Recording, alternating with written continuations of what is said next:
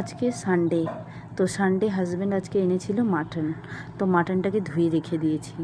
তো বাজার থেকে এসে ছেলে আর বাবা নিচে খেলতে চলে গেল। তো আমি এই সময় একটু তাড়াতাড়ি করে সব কাটাকুটি করে রেখে দিলাম, না হলে ও এসে গেলে আমি আর কিচ্ছু করতে পারবো না। আর সানডে মানেই সবার বাড়িতে আজকে স্পেশাল মেনু হবে, কি বলুন। মাটনটা তো জানেন আমি ছোটোবেলায় খেতাম না, ওটা স্মেল লাগতো, তো আমি খেতাম না।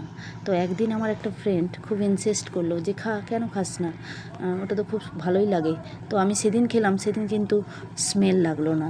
তো সেদিন থেকেই খাওয়া শুরু করেছি। কিন্তু মাটনটাকে আপনি যে ওয়েতেই বানান ওটা কিন্তু টেস্টিই হবে। কেন কি মাটনটা নিজেই টেস্টি জিনিস। তো মাটনটা খাওয়া কিন্তু ভালো না, ওটা শরীরের জন্য খুবই বাজে। কিন্তু এক আধ দিন তো খাওয়া যায় বলুন, সবাই ওই খাওয়ারের জন্যই বেঁচে আছে।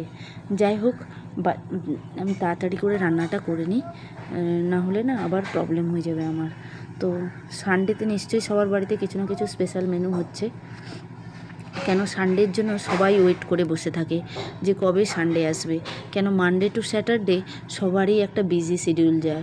আর ওই বক্সে করে খাওয়া, অফিসে গিয়ে ওই তাড়াহুড়ো করে খেয়ে আবার বেরিয়ে আসা আমার তো একদম ভালো লাগে না।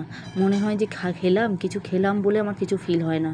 তো তাই আজকে সানডেটা যে কিভাবে ওয়েট করে বসে থাকি যে একটুখানি খাবো ভালো করে বসে বসে, তারপরে একটুখানি দুপুরে ঘুম দেব। না হলে ভালোই লাগে না যে ওই বক্সে খাওয়ার, বাপরে বাপ, আমার তো একদমই ইচ্ছে করে না যে কিছু খেয়েছি। তাই স্পেশাল মেনু আমি সানডে করবই, যে কিছু না কিছু 4-5 রকমের আইটেম করে নিজে খাবো।